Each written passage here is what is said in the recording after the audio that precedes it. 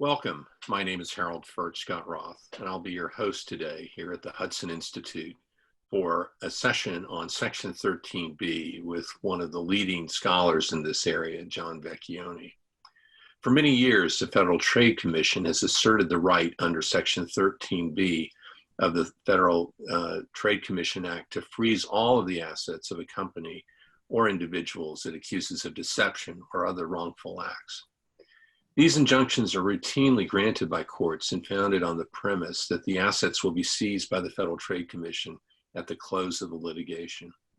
Recently, courts in the Seventh and Third Circuits have ruled that Section 13B, by its terms, confirms no such power on the Federal Trade Commission. Currently, before the Supreme Court is AMG Capital Management versus the FTC, reviewing the Ninth Circuit's confirmation of this power. Mr. Vecchione is Senior Litigation Counsel for the nonprofit New Civil Liberties Alliance, representing clients against the administrative state. He was previously President and CEO of the nonprofit Cause of Action Institute, where he also advanced constitutional order. Mr. Vecchione filed an amicus brief on behalf of the petitioners in AMG Capital Management before the Supreme Court. Mr. Vecchione, welcome to Hudson. Thank you so much for joining us today. It's great to be here. Thanks for asking me. I'll make one correction. I don't know if I'm a leading scholar. I'm a leading litigator, but I write on it, but I see what some people write, and I blush a little at that particular appellation. Well, I insist on it, and we're very happy to have you here today at Hudson. Tell us a bit about the case before the Supreme Court. So there were two cases before the Supreme Court, and now there's one. And it's very interesting, I think, from a litigating perspective, because they don't usually do this. The Seventh Circuit, just like Illinois, the Midwest, and the Ninth Circuit, California, those states out there, the circuits split. Seventh Circuit said, hey, all you circuits out there, we're the ones who started this. We said that the FTC had this power back in the day in a case called Amy Travel. And we were so wrong, and you've all followed us, and you've got to stop, all right? It's very unusual case. The Seventh Circuit looked at what they did. They looked at the statute, and they said, this is crazy, and everyone's followed our lead. So they ruled in that case that a huge judgment against this company and individual was null and void. In the Ninth Circuit, AMG, it's also a $1 billion case. And this AMG, I don't think there's a lot of dispute. AMG is a bad actor, right? They were a payday loan outfit that it wasn't just giving out payday loans. It was giving out payday loans, but all the bad stuff was hidden so that people wouldn't know that when they thought they were going to borrow $390 and pay back $500, they were really going to be paying back $1,000 or a lot more than that. And they accumulated like $1 billion doing this. So the issue here is not whether they're good or bad actors. The question is, can the FTC do this? And the Ninth Circuit said, yes, look at Amy Travel. That's perfectly fine. And look at our prior precedent. That's what the Ninth Circuit said. So the Supreme Court took both cases and combined them. And then about a little while ago, it dropped the Seventh Circuit case. It said, we're not going to have that before us. So it's just AMG Capital now. And my view is they dropped the one where the FTC had that power, and they kept the one where the Ninth Circuit reversed. They dropped the one where the Seventh Circuit said they don't have that power, and they took the one where the Ninth Circuit says they did have that power. So I think that's very good, because I don't think they're going to be reviewing something just to affirm. What's the schedule for the case? So I think that argument is in early January 11th, I believe it is. So there'll be argument on that. And then, when they come out with a decision, I don't know. Their first decisions of the term just came out yesterday, I'm pretty sure, or this week. Tell us, what does Section 13B actually say? Okay, so this is the FTC Act. So it's the Section 13B of the FTC Act. And what it says is that the FTC can go into court and obtain an injunction. That's all it says. It says they can obtain an injunction. Now, how do you get to seize billions of dollars under that? Well, what happens is there is equitable relief, damages, penalties. Well, governments can take all of that. And in fact, the FTC can do that. The FTC, in another section of the FTC Act, can have an administrative proceeding. And in the administrative proceeding, the words of the statute are much different. And they give the FTC a lot of powers here. The injunctive power was given to them to stop bad acts that somebody was doing. For instance, you're giving out payday loans and you're not telling people what the real deal is. Stop doing that.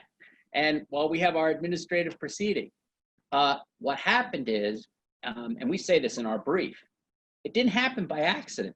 One of the real scary things about this is there was an FTC litigator named Fitzgerald. This is in our brief. And he wrote a whole paper how, the statute doesn't say this, but we got a clever strategy.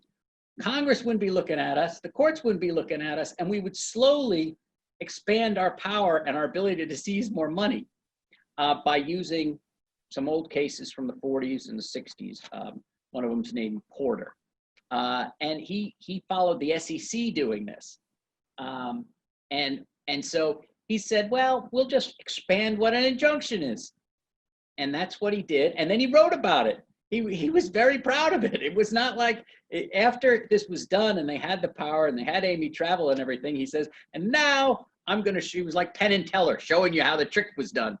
And so we put that in our brief because I think it's it's clever lawyering, but it's bad for an agency to accrue power this way. For our audience, can you explain what an injunction is and whether an injunction can be a remedy for past action, or is it simply forward-looking, blocking future action? That's very good. An injunction should only be issued when there's a danger of future action. It stops things prospectively, as opposed to damages, money damages, which are for injury you've done in the past. Now, there is, and so the injunction power, the government argues, and this is footnote 12 of their brief. I thought it was very funny that that's where they put it, because they know, like I know, like everyone knows, that Congress knows the word injunction. They know the word full equitable remedies, okay? Congress says full equitable remedies, and there are more equitable remedies. For instance, you can have restitution, you can have disgorgement. There are larger equitable powers than an injunction. But Congress knows a lot of words, and they know those words, and they didn't use it. They used the word injunction. And they could have said full equitable powers. They could have said damages. They could have said penalties. They did not say any of those things. So the government put this in a footnote 12. They use the word injunction, but that has many meanings, and sometimes it could be the same as equitable remedies. It could be this, it could be that. So they just use the word injunction. That word has a very long history and a long meaning. Now, in fairness to the government, I will say this. There has been a line of cases that if you get an injunction, stop doing this, in order that you don't multiply cases, you can have ancillary relief. And ancillary relief, and I don't think they use the term in their brief, because if they did, as I say in my brief, it would have to do a lot of work. That's if there's some small side issue that is attached to the injunction. The court can determine that. But it's not $1 billion in damages. It's a smaller thing. It's say, okay, you stop doing this, and also you've encroached on his property, so give him that property back. Okay, so let's say you put a tent on somebody's land. He would enjoin you for putting the tent on the land and say, and also you said this land was yours. It's not. That's ancillary relief. It's not exactly just the injunction. It's also ordering you do something else, but it's small in relation to what you brought the case for. And I think $1 billion is not small. No, I think even in Washington, $1 billion is not a small sum. Tell us a bit about how the FTC. You said they started citing some cases from the 40s and the 60s. why haven't the courts limited the powers of the FTC before now? In this respect, we say in our brief, they have been limiting the powers of the FTC in the last 5 to 10 years. Some of this, there are other things. There was also their injunctive power. The FTC has a huge mandate. It is supposed to police deceptive and unfair practices in trade. Now you can only imagine how wide that is given our economy. I mean, it has a huge mandate. So they were, some of the injunctions they were even getting were to stop prospective bad acts. And the Third Circuit said, well, there's no evidence there's a prospective bad act here. And so they said, just as you started this whole session with, aren't injunctions for the future? And the Third Circuit, yeah, they're for the future. So you have to show they were going to do something bad in the future. And in that case, a company had done something bad a long time ago, had stopped doing it, had changed all its practices, but they still wanted to enjoin them. And the court said, there's no evidence they're going to do it in the future. They haven't done it for years. You're just not allowed to go around pestering people who have stopped doing whatever it is. So and there's been a few other cutbacks, but on 13B, what happened was two things. The courts have become more textualist and more originalist. The cases they relied on to start with, the first one, Porter, was during World War II, okay? There was a national emergency like COVID. You get a lot of leeway when there's a huge war going on. And so there had been rent control, and a landlord had charged more rent, I think is what it was. And it was clear that you could enjoin that, but could you also get the other rent back? And the court said, yes, sure you can. You can get the old rent back. But that was ancillary. And in that case, Congress, it said you can get an injunction or other order. So the word was other order. That allowed them a lot of running room under that statute, I think. And there are later cases saying, nah, that wasn't the real reason. It's because these injunctions are bigger.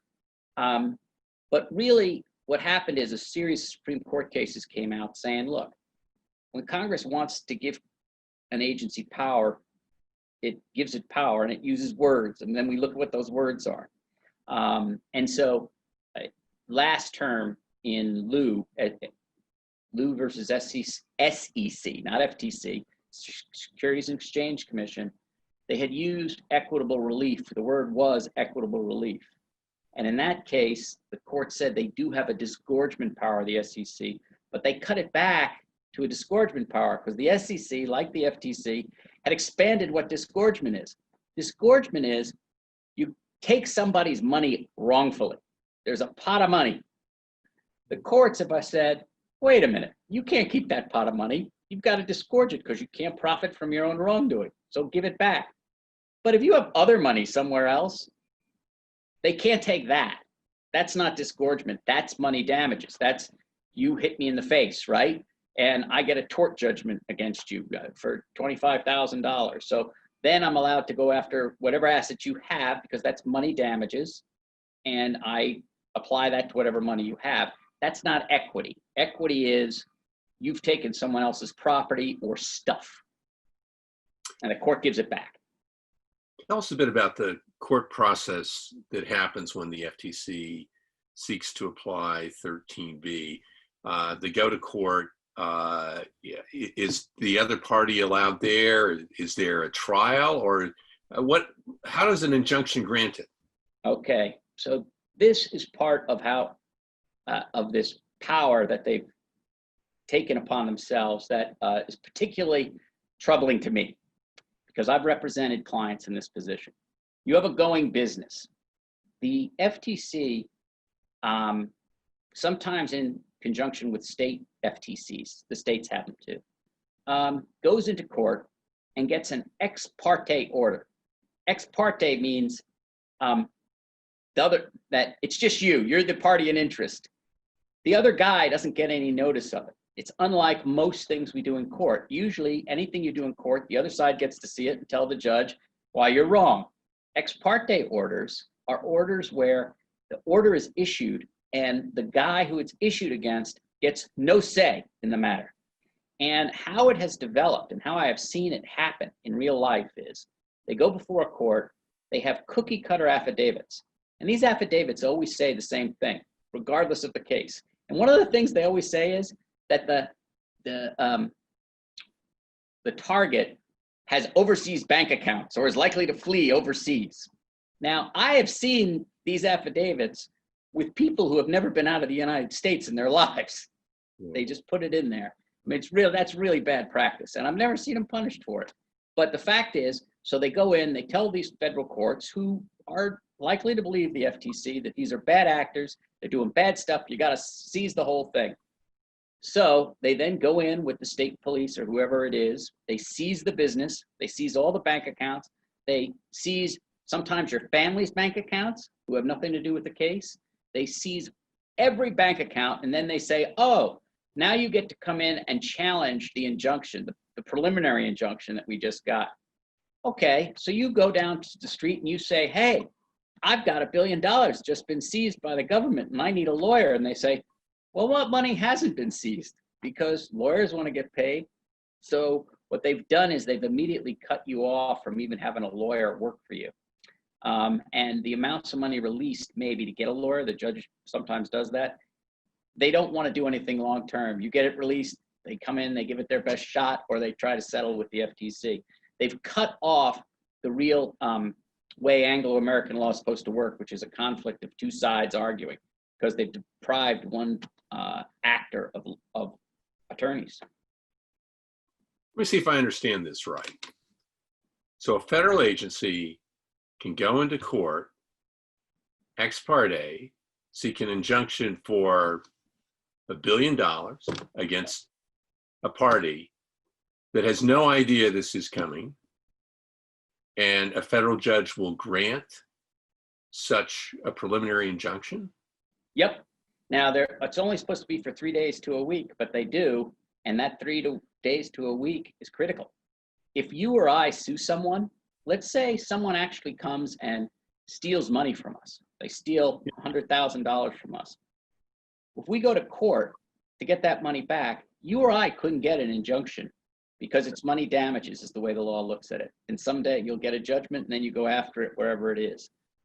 Now, once a case is going on, you get some discovery, maybe you could get an injunction to hold the pot of money.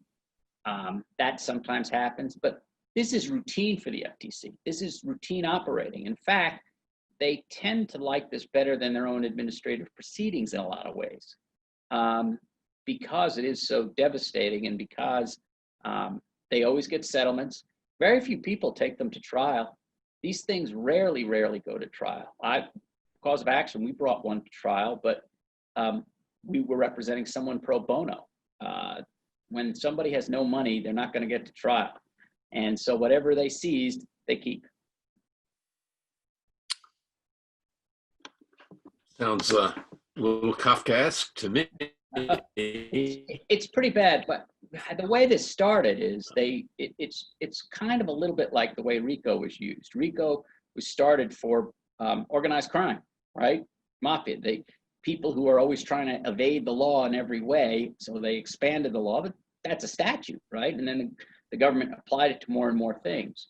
In this case, it started with extremely bad actors, people who fled the country when the TRO, when the temporary restraining order came in. They would run, they would immediately confess. It's just been expanded to a lot of other areas. Because the other thing is, which has not, I don't think it's really, I don't think the courts are fully cognizant of this yet. They're kind of getting there. But let's say you have a business where you're doing something wrong. Some part of your business is doing something wrong. But most of your business is above board and you're getting all kinds of income from legitimate things that no one can complain about. But there's one thing over here that maybe your advertising's bad on this product or something. They seize all your assets for this one thing you did wrong. And if you don't get into court, you can't bring it up that, I've been running a good business. Maybe I was wrong to say that, that pill was going to cure your baldness, but that wasn't the only thing I was doing, and they seized all my assets. So that's another thing that I think is important here, because they tend to say that everything you did was bad, but that's not the case. But if you never get into court, you never got to show that. And I don't think that's the case in AMG. I mean, that is one of the tensions we always have in the law, because the Supreme Court makes principles of law. Here's what the law is, and it shouldn't matter who the parties are, but it sometimes flavors the case. And why is it that the initial judge in the ex parte hearing doesn't say, yeah, we'll do the injunction to stop their future acts, but that's it, or yeah, you know, you can seize assets related to the bad acts, but not the whole business? Well, there's nobody on the other side telling him any different. What is he getting? He's getting an affidavit from the government of the United States saying these guys are doing these bad things. They're only doing bad things. Their whole business needs to be seized. And then they do something else. And this is in the Fitzgerald memo I talked about. They show this judge that all these other courts all over the land have done this. They use what they've created as precedent. But as I point out in our brief, and which I've seen, is they create precedent oftentimes by settlements and orders from unrepresented parties. So that is the same precedent. If the court looks at, you know, Johnson versus, U.S. versus Johnson, and a court has ordered all this, and maybe that guy appealed, maybe he didn't, but it's on the books, it's in an opinion, whether he was represented or not is often not looked at. I have always felt that, you know, an unrepresented party's case, he's not going to raise all the issues. You never really know. You want two represented parties before the precedent is really good, but that's not really how the law works. And so they show, here's this weak guy we beat up, that's precedent. Now we got this guy. And so, and all the judge is getting is a horrific story of consumers being hurt. And that if he doesn't do this, consumers are going to be hurt, and this guy's going to go to, you know, Brazil or something. It's that, you know, so they do it, and they figure, well, in 3 or 4 days, I'll have someone before me, and we'll make sure this is all works out in the wash. Yeah. But there's a psychological impact there. The judge has now ordered all your stuff seized. He's already decided the government thinks you're a bad guy. Is he going to undo all your assets in 3 or 4 days after he's made that decision? No, think of yourself as a human. Once you've made a decision like that, do you want to say you were wrong? Is that the way humans act? And you said that these rarely wind up in court. They're usually settled. Do you have any sense of what percentage of these ex parte injunctions actually wind up in court? Well, the injunctions end up in court. I mean, people do go in and say, I didn't do that, I didn't do this. Sometimes they're represented, but they don't go to trial, okay? So they don't go to trial. And I mean, I'm gonna say, I think I can say without fear of contradiction that 95% don't go to trial. And sometimes they've got a real bad actor who's walking away. Maybe there's criminal sanctions as well. He wants to go worry about those. So, I mean, because some of the things the FTC is doing is going after bad actors, sometimes in the appropriate way.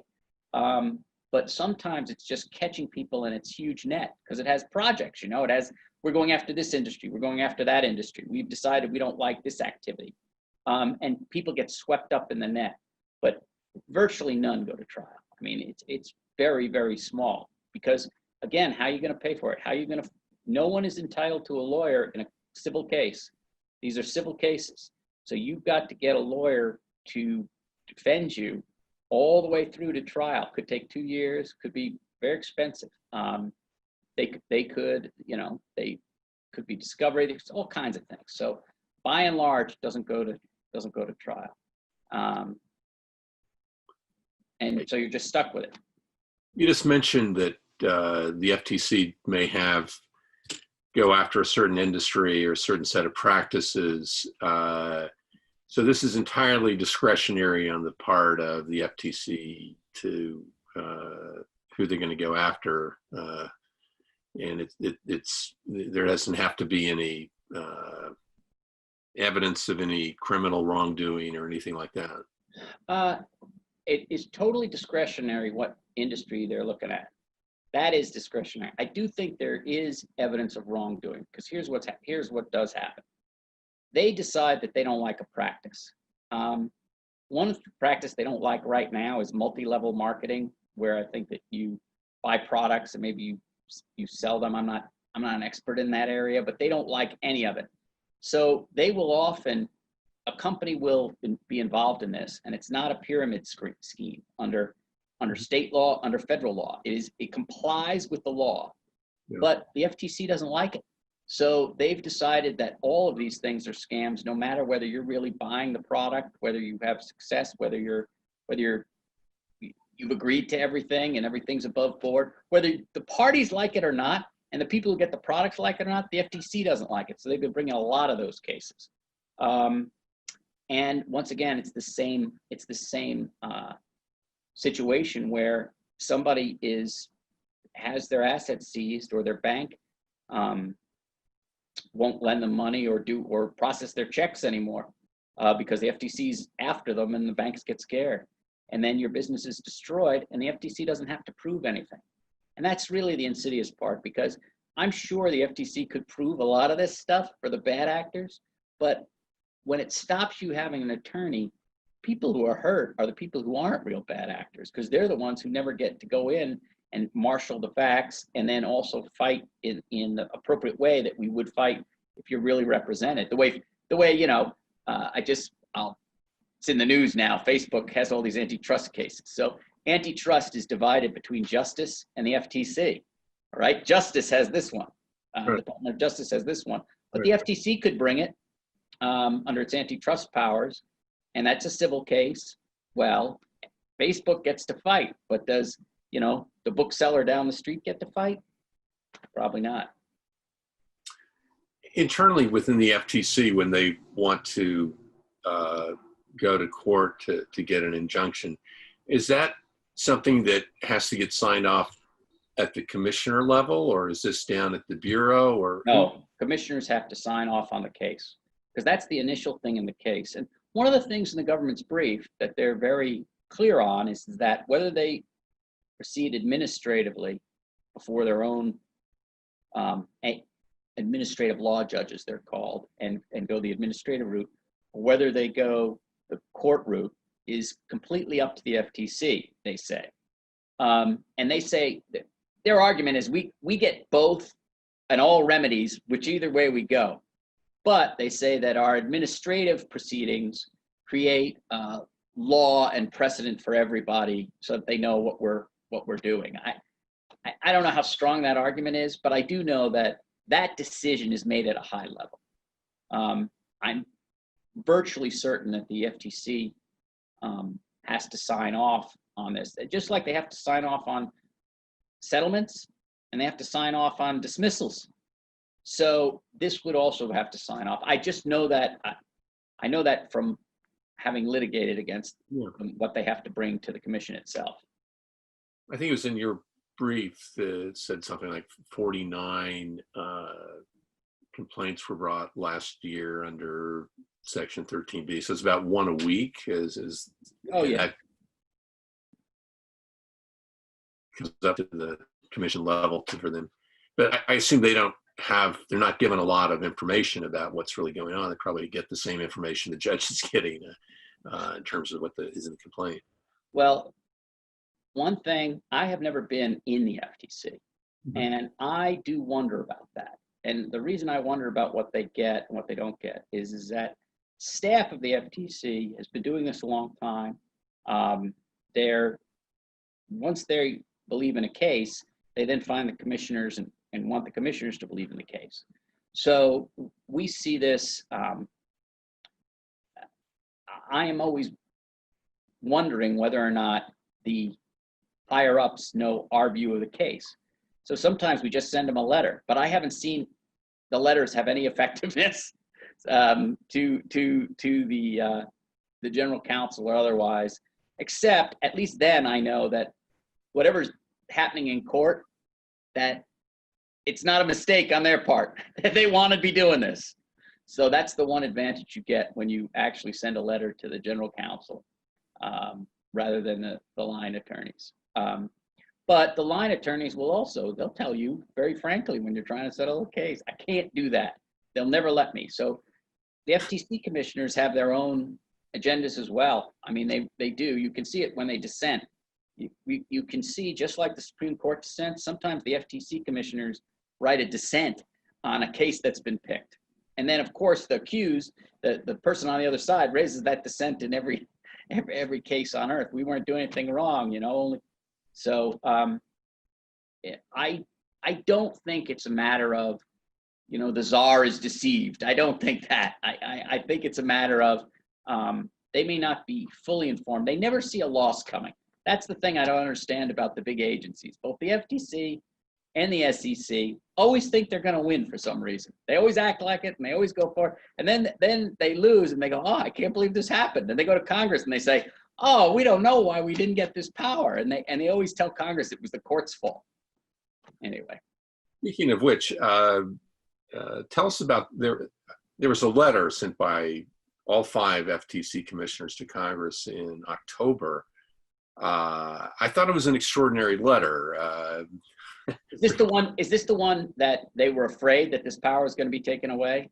And they asked Congress to give them the power they thought they always had, yes. which was So this, I was alluding to that in what I just said, because they issue a report every year where they tell Congress how much money they've seized.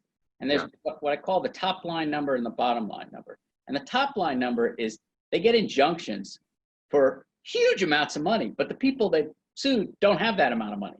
So it's just a paper number, right? It's very big. And then there's the amount they've actually seized, which, for us is very big, but it's not quite the same.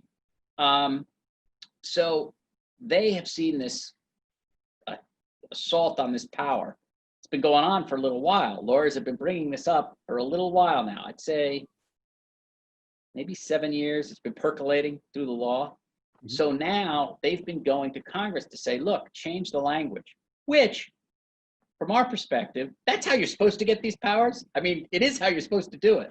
But then they come in, they tell the courts they already have this power, and they tell Congress we need this power.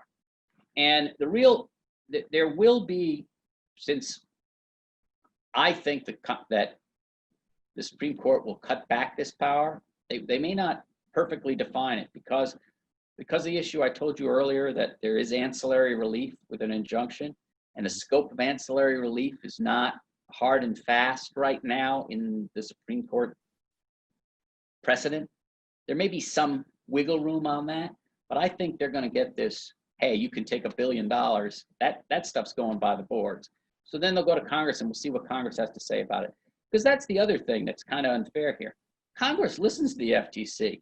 Congress takes everything the FTC says seriously, because they're always going to be able to bring in a bad actor and say, look at this guy, he's getting away with murder. And what are the Congress going to say? Congress is going to say, oh no, you need this power to stop that.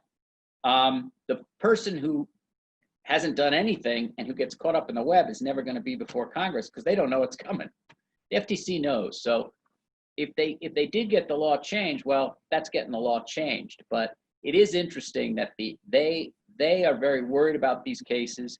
The fact that the 7th was quickly followed by the 3rd Circuit in a very well-written opinion, I think has them very concerned, because the 9th has held out, but the way the law is going, in words mean something, which I think is the way the law always should have been. They're concerned with that because they know what words mean. They read just like you and I read. But you point out that the FTC can always bring, there are bad guys in the world, no question about it. They're bad guys, and some of them probably get caught up in this. There are also people who are not bad guys who get caught up in this because there's overzealous government bureaucrats who want to go after them. And in your brief, you actually mentioned small business in Florida, I believe. Violatech, yeah. Tell us about that case. So Violatech, I represented them, and Cause of Action represented them. And this was a small computer company that provided computer protection, all right?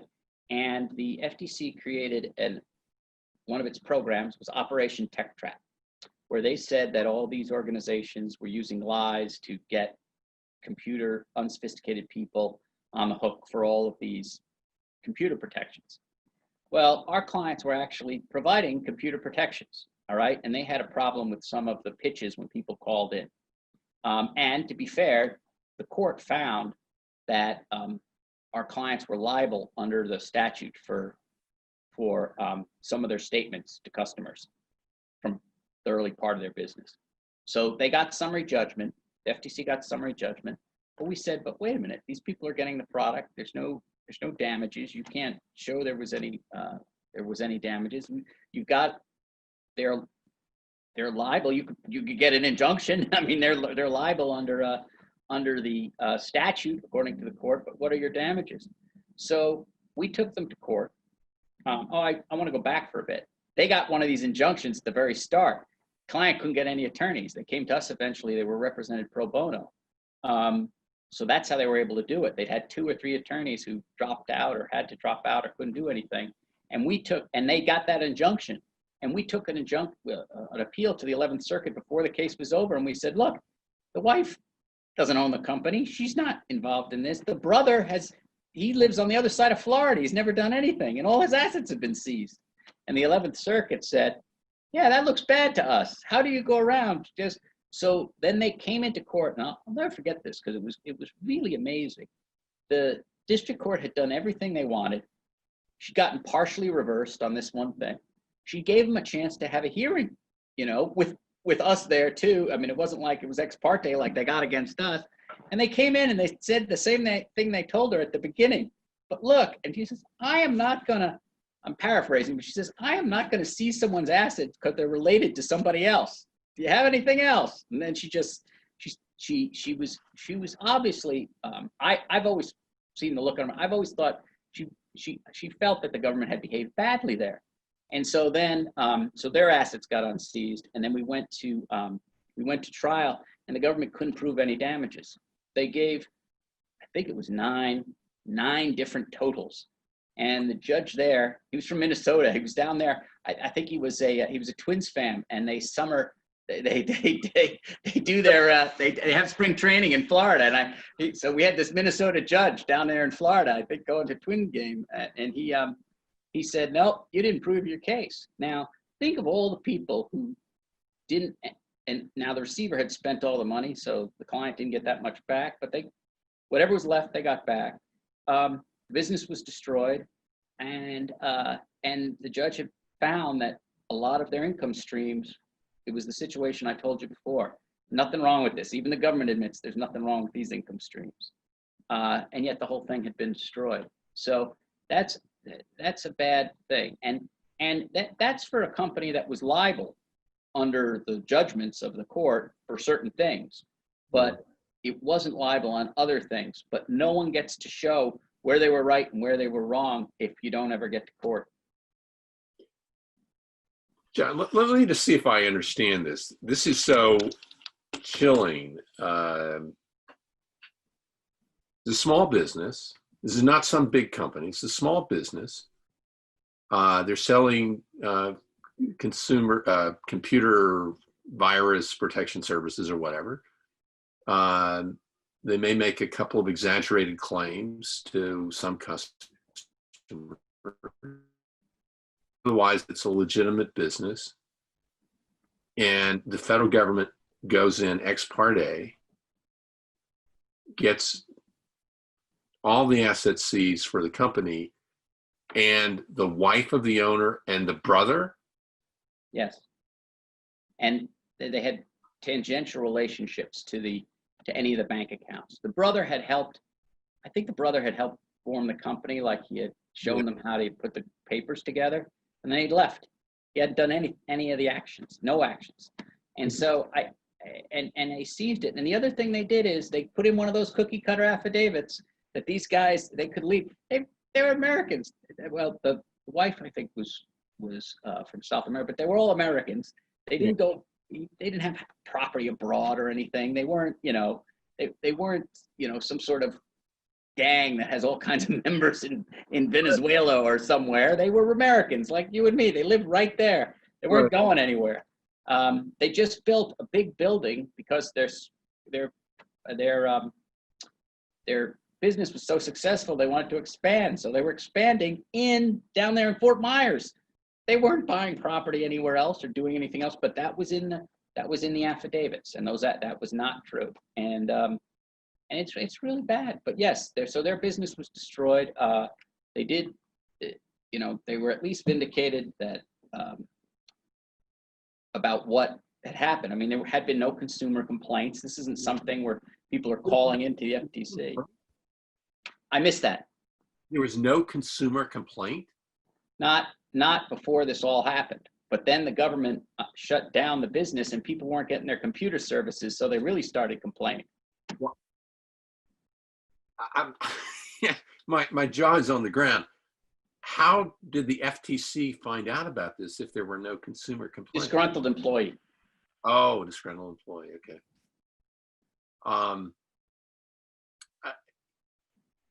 Are there other federal agencies that have the power to do what the FTC did under Section 13B? The SEC is similar, but the SEC doesn't have, in my view, as broad a mandate.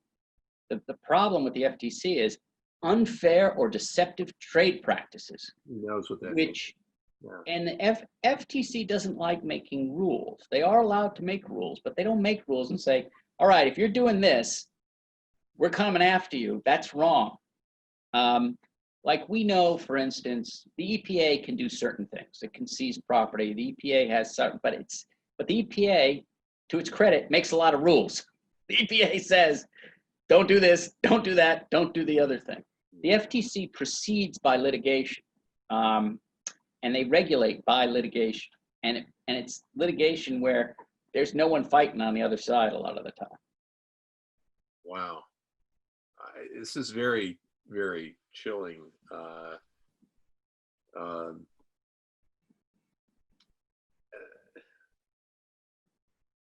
And so well, the other thing is, I will say this there's another thing about the FTC, because it is an independent agency. Yeah. Its heads have to be like a certain amount of Republicans, certain amount of Democrats. They're staggered. So the FTC, one of the things I find amazing, and it's just very strange, because you've read the Constitution, you're familiar with it. We have an executive branch, a congressional branch, and a judicial branch, right? Well, the executive branch is supposedly run by the president, but in one of the cases against Qualcomm, it was, because it came out, I was representing a client, it was the last week of the Obama administration, and two cases were released by the FTC. They brought two cases, one against Qualcomm, one against my client. And so I followed them both at the same time, but this went up to the Ninth Circuit. This was also in California, and Qualcomm had a judgment against it in the district court. It was reversed in the Ninth Circuit. But in that case, the Justice Department said, this isn't wrong. They're allowed to do this. And the FTC said, no, they're not allowed to do this. So you had the executive branches telling the judiciary two different things, because the FTC is not bound by what the Justice Department says. It's really amazing. Well, I think in that case, the commissioners were deadlocked too, because Chairman Simons was recused, and so it was the staff in charge. Yeah. Yeah. So in any event, but that is an unusual thing, that the executive department is at war with itself on an issue of law that affects, hundreds of thousands of people and billions of dollars in profits. And they don't agree, but you're still faced with a court case. Tell us about what would happen if the court reins in 13B and tells the FTC, you can do what the statute says, you can get an injunction, but you can't use it for equitable relief. You can't seize past it. Does the commission have other remedies at law? There's three things that'll happen. First, Congress may act and say, now we want them to have this. That could happen because they're going to be lobbying to beat the band for that. But again, the other side will have a say in that, and they'll say, well, what about this? Can they take that much? What protections do we get? Because Congress will be interested in the protections. It just won't be this open-ended. The second thing is they can they could do an administrative proceeding and then go into court in aid of the administrative proceeding. So let's say you have an administrative proceeding against a bad actor, and you brought it against him. It's before your ALJ. Your ALJ can't issue, can't seize property or do any of that stuff. But he can certainly go to the courts and say, in aid of my proceeding, could you hold this? Could you stop them from dissipating assets? If there was an injunction against dissipating assets, this is one of the closer questions, right? Can you do that when you have an administrative hearing? In my experience, federal courts, are very solicitous of administrative hearings. They let them go forward first a lot of the times. They will do things in aid of them. So it's not the end of the world. The other thing is, since the administrative hearing, you're allowed to get damages, penalties, all that stuff. So you could use the federal courts, which I think the way they were supposed to be used, which is stop doing this while we have our administrative proceeding. That's what I think is supposed to happen with the statute. Right, but at least in that case, the other side gets a chance to present its case, and presumably the injunction that the administrator would seek might be simply to stop some activity. Right. Which, in the case of your computer service company, they had already stopped, it sounds like. So. Right, but let's say there was a false statement that didn't like. Stop making that false statement. Yeah. Okay. And if you can't sell things without making that false statement, maybe your business collapses. But it's a different thing from. Very different. Yeah. Very different. Yeah. No. Well, there certainly are appropriate uses of injunctions to stop bad acts from. Right. Stop. Don't say this thing. Don't say that thing. Or the other way you could do an injunction is you can say you have to reveal, this part of your contract that you're not revealing. There's things you can do to say you can't do this to customers and get those injunctions. I don't think there'd be any problem with that. Stop saying this, or if you're going to say this, you also have to say that. I mean, I think those are the type of injunctions that are usually upheld if they're true. And so it's not like all these bad actors will get off the hook. The FTC might have to change its practices, how it does things a little bit, but it will still be able to stop the bad actors. What it won't be able to do, and this is important for all of these regulatory agencies, especially FTC, its bailiwick is so broad, so huge. You can't be expanding its powers by stealth. It's one thing if you go to Congress and expand your powers, and Congress has made the decision that there are more bad actors than innocent parties affected, and we're not really worried about this. Congress says that, well, sometimes that's what happens in life. But it's another thing with an administrative agency that is just off going on its own, going by itself with no direction, expanding its powers without Congress passing a law, the president signing a law, the courts okaying the law. Just the courts slowly allowing, we let him take, that little bit of land I talked about earlier because he shouldn't have been putting his tent on it anyway. And so they're that little thing to billions and billions and billions of dollars a year in awards to the FTC. Because the other thing that might happen here, because there's one other issue I think that's interesting, and it came up in the Liu case, and the government's pounding it hard here, and I think they may be asking for a brushback from the courts.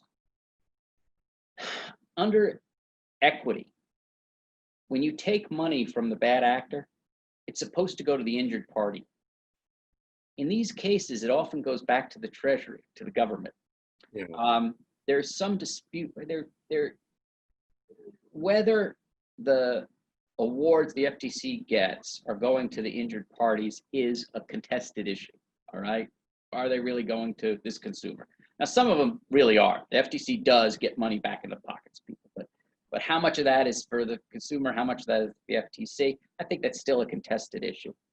But the court may say the only way you get equity is if you find if there's the party you can give it back to. You have to know who the injured party is and get it back to them, because equity is very tactile. It's very specific. This is the wrongdoer. This is the hurt person. It's not like there's a general wrong in society, so we can correct this general wrong by punishing this person abstractly. Mm-hmm. Right. And um, so, but coming back, because I'm deeply troubled by your case down in Florida. So but there's no remedy for people whose lives have been destroyed by this either. Well, sometimes there's a question, I think, in the law right now whether the receivers can be sued. Usually the courts say no, they can't be sued, but if they dissipate the assets or something while they have it, or if they tell the court something wrong, maybe. I have never seen anyone be made whole from an improper administrative proceeding against them. They're just it just doesn't really happen. And it's a terrible thing. I mean, particularly, to be fair, the courts in the last 5-6 years, in the Violotech case, the 11th Circuit was kind of annoyed, and then the district court got annoyed when it was brought to their attention. But again, those people were represented pro bono. If they weren't, what happens to them? They don't even have a little line in an order saying this was wrong. Yeah, it's completely wiped out. And I talk to businessmen all the time. I get calls all the time. How can we stop this? How can we do this? And I tell them, I said, very difficult. You've got to get some kind of pro bono representation, and then I see later on they've just settled whatever it was, even if they've had a good case, even if all the parties on either side of the transaction were happy. If the FTC is not happy, it has a bludgeon to really stop it. Tell us a bit about the New Civil Liberties Alliance. So the New Civil Liberties Alliance was founded by Professor Phil Hamburger up at Columbia. And he's written a book called Is Administrative Law Lawful? I just saw a little thing on Seinfeld. It's like it's airing of grievances against the administrative state. Because there are a lot of things here. I'll give you an example. One thing that really is unusual is how do they get courts to give them money damages with no juries, right?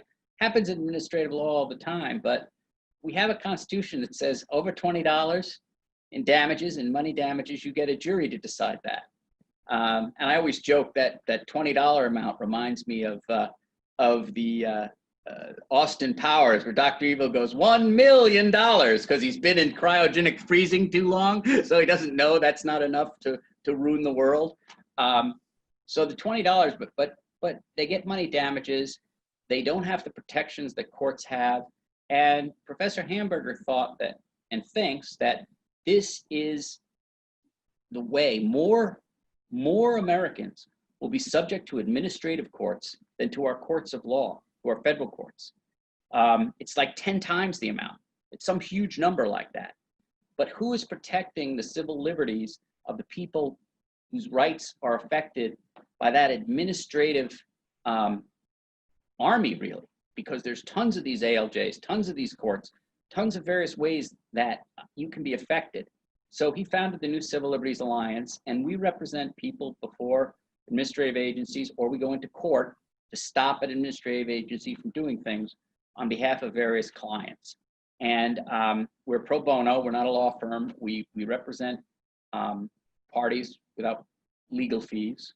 And it's primarily aimed at making sure that the administrative state stays within the bounds of what the Constitution and the laws that Congress passed has granted them legitimately. Well, you're doing wonderful work. I've had Professor Hamburger's book for many years, but actually I just recently read it cover to cover, and candidly, I think it's the best book on legal critique I've ever read, and but it's deeply, deeply troubling, and so I'm glad to know that you all are doing something about it. Yeah. Go on, but I don't want to tax your time. And thank you so much for joining us today here at the Hudson Institute. We've all learned a lot, and we will keep our eyes on this case before the Supreme Court. You're welcome. I think everyone's going to be watching it, particularly the FTC. Yes, right. Okay. Thank you very much, John.